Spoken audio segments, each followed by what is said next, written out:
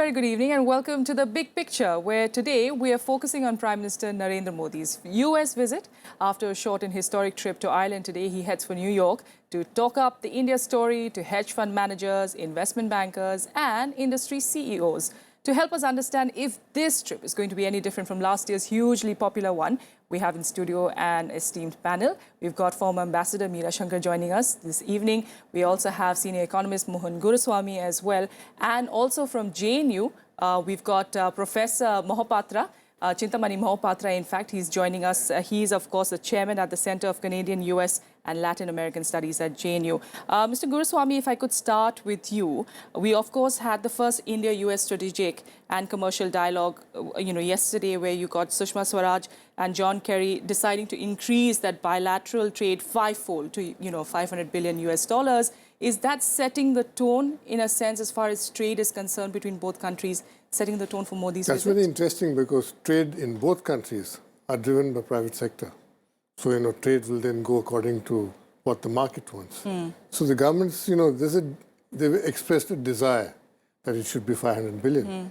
And why not? There is already about $250 billion worth of services trade on. And you add, there's another $80–90 billion merchandise trade on. So it will become 500 in due course. But the US is, of course, our biggest buyer of Indian services and goods also. So, it's very important for us as a buyer because, it's one of the few countries with whom we have a trade surplus also. All right. Ms. Shankar, talking about his trip last year, we're also talking about how different it is from last time around. Has that popularity, that charisma of his, that initial euphoria, has it settled down a bit, considering the fact that the past 1 year, if you could see as far as domestic economic reforms are concerned, he's not been able to get past quite a few crucial ones here. That sense of euphoria, do you still see it there in the US? Well, I think there certainly is considerable enthusiasm going by the kind of meetings which have been lined up. Clearly, India continues to be a bright spot in the global economy. It's doing better than many of the other emerging countries. So when we look at how a country is viewed, we also have to look at it relatively in terms of how it is doing vis-a-vis the general performance at a particular point in time. And there I would say India is well poised. But obviously I think the speed and pace of change is something which takes time in a democracy. It's not something which can be actually pushed top down. You have to build consensus and you have to find political support, sometimes across parties, as we see in the upper house, in the Rajya Sabha, that the ruling party does not have a majority. So the need to strike bargains with other political parties is there. Overall, I would say that there is still considerable enthusiasm, but we need to, what could I say, step up our game. All right. I've been told we're also being joined on the phone line by Mr. J.K. Mittal, who's the co-chairman of the National Council on Indirect Taxes at ASSOCHAM. Mr. Mittal, if I could talk to you really about this trip, he's, of course, heading to New York, but this is for the first time in over 30 years that he's also going to be, heading on to West Coast, first time by an Indian Prime Minister in 30 years. And that is a completely different audience altogether. Silicon Valley's, the young ones, the startups. So you got Mark Zuckerberg, of course, there. What do you see as far as Prime Minister Modi trying to achieve there? I believe this visit would be historical, as you mentioned that our Prime Minister is going, first time there, maybe after 3 decades. And since India is looking forward for digital India, and in Silicon Valley visits, probably they give the new ideas and new thinking. And secondly, the Prime Minister already told on the Independence Day that each house should go to electricity. I think there is a scope for that. And then I think education, mass movement of education is required. I believe that if we are able to, get something investment as well as the this technical savvy India, if we can make it, we can achieve all through. through the economy and more investment, energy, electricity, education in all sectors. I am very hopeful this visit would be very, very fruitful. All right. Professor Mahapatra, you, of course, we've been watching, of course, not just Modi's visits, but previous ones as well. How do you compare this, like we are talking about, how do you compare this to before, and the very fact that, that's quite a smart move of him trying to also, pitch Make in India, Digital India to Silicon Valley? First of all, I would say that we should not compare the last visit with this one. We can find the differences. Yes. The first one was a state visit. The state visit soon after winning election with thumping majority, and a lot of expectation about the new leader that he would deliver. Now, this is work in progress, the second visit. This is not a state visit. Right now, in fact, the Chinese President Xi Jinping is on a state visit. And while the White House is busy with Pope and Xi Jinping and what's happening in the Middle East, American media is highlighting a lot about Modi's visit to the US, and that shows that this visit also is important, drawing attention somewhere, wherever it is necessary. Secondly, during the first visit, Prime Minister Modi wrote an article in Wall Street Journal to reach out to the corporate Americans. Then there was a joint article in Washington Post, very influential newspaper in Washington, D.C., with President Obama. See, these things are not going to happen this time. He's going to talk to the CEOs, and then he's going to talk to the people who are specialists in IT technology. Now, Prime Minister Modi has three things very clear in his agenda. One is, of course, Make in India. The other one is smart cities. Third one is Digital India. Make in India and smart cities are targeting the urban population. Digital India, he wants even people in the villages to be connected with each other all over the country. And Silicon Valley is the right place where you can go and really talk to people and expect some help. 300 million Indians do use internet, but the internet is pretty slow. It is not expanding. For that, we need capital, we need knowledge, we need expertise and technology. That is why he is going to Silicon Valley. So I would say that this is work in progress. There are so many people who have too many expectations in too short a time from a prime minister. And, it's just 1.5 years and say, what have you done? Tell us in the last 1.5 years. Yes. Things don't happen that way. This is basically setting the agenda, talking to people, negotiating with them, signing agreements, then give some time. And many people in America also, they think, what can we expect from this crazy democracy like India? All the political parties are fighting with one another. I would like to say that there are only two political parties in the US. They quarrel like hell. And sometimes the government starts Washington, D.C. So in a complex country like India, it is important for other countries and the foreign investors to understand that India will move in its own way and own momentum. We are not going to be like China or Singapore or even the United States. Investors, are they? Just, Yes. add something here about the visit to Silicon Valley. If you look at the India-US relationship, then, the takeoff of the Indian economy post-reforms in '91 really happened because of the tie-up of the Indian IT sector with the US IT sector. It's been a key driver of India's leap into frontier technologies. And it was not for the Indian market that the Indian IT companies were actually doing work. It was for the US market because backward penetration of IT into India was very, very low.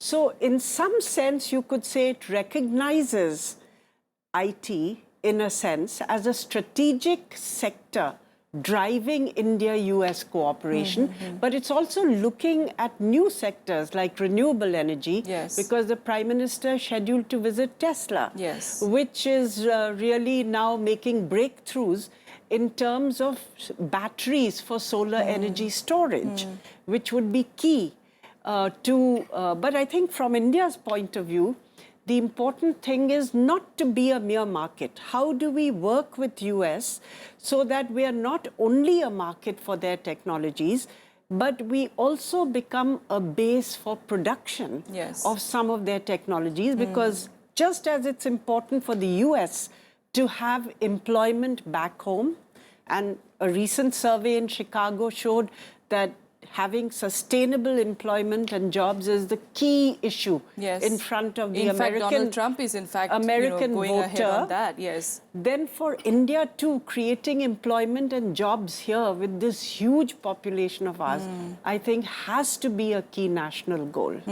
So you'd like to add? I think, you see, the West Coast of the United States is hugely invested in India. Every company there you can think of, Oracle, Microsoft, Sun, yes. Hewlett Packard, everybody is in India. They're already invested hugely in India. And, we already do about $300 billion worth of trade and with $250 billion of exports of services. And a lot of that is back end. To talk about cutting edge is too early. We are doing low end stuff still, but volumes of it. We employ 1.5 million people in this, and it has contributed to the prosperity of Hyderabad and Bangalore and these cities. So, logical connection, and there's also 1 million people of Indian origin in the West Coast, and they're also the entrepreneurs, along with the Chinese entrepreneurs who are driving US high-tech growth. So in a way, it's like, the most important part of the visit. I said that last year, instead of addressing people in Madison Garden, he should have gone to the West Coast, because that's where the entrepreneurs are, that's where money comes for investment to India, that's where, we're repatriating money as remittances to India. So that is very important for us. And I'm glad he's going there. And I'm glad that this time the emphasis would be on meeting American technology leaders, rather than, the focus is not on meeting expatriate Indians in a big fest. I just want to add one point, during the earlier times, the heads of states or the foreign ministers would come to the capital, talk to the counterpart and go back. This used to happen. But now increasingly the states are being targeted. In fact, when Hillary Clinton comes, she would go to, she went to Mumbai, sometimes Chennai. Even Barack Obama first he landed in Mumbai, then came to Delhi. Xi Jinping is visiting Washington, Seattle, because not many companies from that particular state have invested in China. So Silicon Valley is important for us, California is important for us, and he's going. Beijing, and Seattle is his first stop. Yeah, but then you're talking about geography and the timing. I'm talking about a large number of companies from Washington have invested in China, and he's going to talk to them. All right. If I could just bring in Mr. Mittal as well. Mr. Mittal, one of the things, to just keep it simple, one of the things that Modi said last year was we're going to make business easier for those who want to invest with us. Those big promises that he made, are they actually, have they actually been met on ground? I won't say it has been actually met, but there are many decisions have been taken, and our finance minister is time and again speaking. Like in the last budget also, he has used the term 9 times ease of doing business in India. But we should appreciate that where the country, the momentum has been made. It would not be easy for a government to do everything in a stroke of things. It will take time. But if you see the GST, the government is determined and they have done all homework. If the political consensus come, it can come any, moment, maybe in next few months. Similarly, the many laws are being changed. And though there are certain laws, they could not do it. And even in the taxation side, they have made a commitment that there will not be any retrospective amendment. There will not be any tax terrorism. If the head of the state or the finance minister is time and again speaking these things, we should trust on them. And they are making every effort. And I heard the present revenue secretary making sure that nobody will be harassed in this country for the taxes purpose. Therefore, I believe that the government is on the right track. But I won't say that everything has been done. And so far as this visit is concerned, I would add that we should, see there is a positive outcome is coming. And the Indian, entrepreneurs at the industries, they are having the trust on this government, where there was a trust deficit in the earlier, the regimes. I would say probably the couple of years, if we see, we will see the positive result. All right. Mr. Interesting things is this India-US Startup Connect, which is going to take place during the PM's visit. And that will provide an opportunity to Indian startups to make presentations before global investors to seek investment globally. And if you take a look at many of our companies now, Flipkart, Snapdeal, many of our startups in this space are really being able to get funding from overseas investors. But I think beyond the economics, if you take a look at the strategic and commercial dialogue, which has just concluded as a preparatory to the visit between Secretary of State John Kerry and External Affairs Minister Sushma Swaraj, then you see that, strategic, security, and economic and environmental issues. I think this is the package, really. It's not just economics, but it's broad-based. We will talk of the other issues. I have some concerns about the direction of this relationship. I've attended about half a dozen track 2 and track 1.5 discussions leading to this run-up, including one 2 weeks ago, which had US government officials and Indian government officials in it. And this whole emphasis, as far as the Americans are concerned, is to sell arms in India. And this relationship, to some extent, my concern is becoming hostage to buying arms from the United States. Now, just before the Prime Minister goes, the day before he goes, the Cabinet announces the decision to buy $3.2 billion worth of helicopters. Now, this is, we should have a relationship based on commonalities of, common goals and, common advantages to each. But, India is not Saudi Arabia. So we buy friendship by buying arms. Now, that is something which is worrisome. And I think we should be careful in the direction we're going. He went to France and he placed an order for Rafale planes, And wherever he goes, he's placing orders. And this is not the way to go about building relationships. All right. Like we are talking about, of course, other issues as well. Professor, if you could, highlight the fact that he is, of course, going there at the backdrop of that UN, General Assembly, the 70th year of the UN.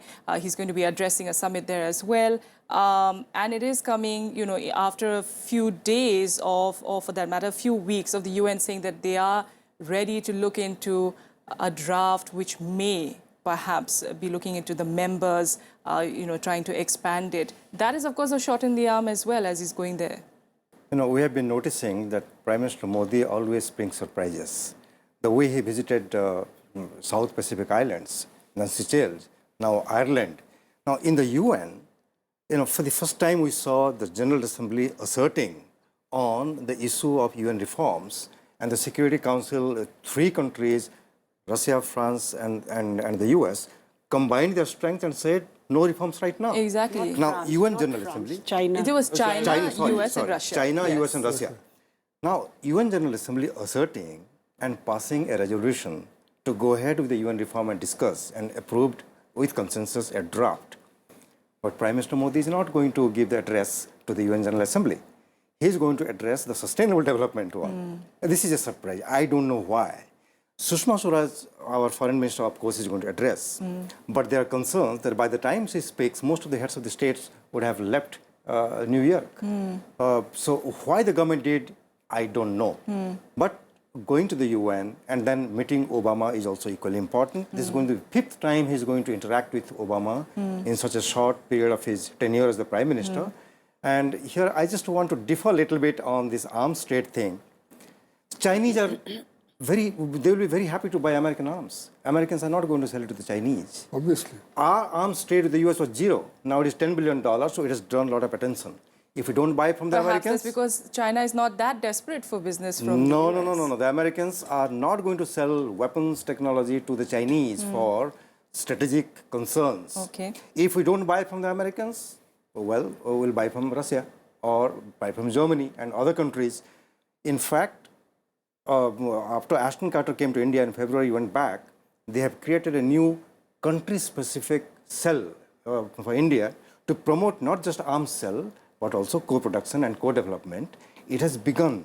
About 25 proposals have been seen very carefully and examined, and new proposals are going to come. So it is not just buying weapons. They are producing and we are buying. The whole idea of co-production and co-development is a new thing which we are trying to experiment. It's precisely what I'm saying. Precisely what I'm saying. I might also that the relationship is becoming hostage to arms. Let me add here that it's something which gives India options. because in the defense field, we are not yet self-sufficient. We are far from self-sufficient, so we import arms. Earlier, we had a relationship with one very reliable arms supplier, Russia. But as the world opened up and Russia also began to look at other options, its capacity also to sell in certain instances became difficult because of the problems in production back home, that India also began to look at having a multi-vendor situation. That is where you look at getting the best that you can and at the best price. I don't know if our processes always work that fairly, but or that smoothly, but clearly it's in our interest to have a defense relationship with the United States because it maximizes our options. And to see where we can carry this in terms of our interests, that is defense production and research in India, and that is what the Defense Trade and Technology Initiative between India and the US is about. Okay. You have very few, you have some pathfinder projects which are of a relatively low technology. Okay. And then you have working groups on potentially bigger areas, but not yet reached any kind of fruition, including jet engine technology, submarine technology, and so on. But it's a work in progress. Aircraft carrier also. Aircraft carrier. It's a work in progress. Mr. Mittal, if I could just bring you in, I hope you're still there with us on the phone line. Mr. Mittal, Yes. what is it that you're expecting? What is India Inc. expecting from this visit? India is expecting, the 2-3 things. First thing is that, as mentioned in the beginning, our Prime Minister made it very clear we want a digital India and we want to connect through, India with the one India. So therefore, I'm expecting that this will give the benefit. The second thing, the investment, which we are looking forward in India from across world and particularly from the USA. I'm sure the kind of environment which has been created in this country for the last 1 year, it will right now, and the Indian American will also come back to India to invest here. I'm expecting these things. Thirdly, our poor people of this country will be benefited once, the Prime Minister vision is very clear. He is looking, to the poorest of the men in this country. And he has seen that there is no drinking facilities, no cleanliness, no education. And I believe that everything's, the positive is coming. I'm not pessimistic at all. All right, we'll leave it there then. Thank you so much, Mr. Mittal, for joining us and, sharing with us, of course, those positive thoughts. We'll have to wind up, of course, the big picture. Thank you to all of you for joining us here. It is, of course, as far as foreign trips go by a Prime Minister, it is one of the longer ones. It's 7 days and we'll be tracking all those developments here.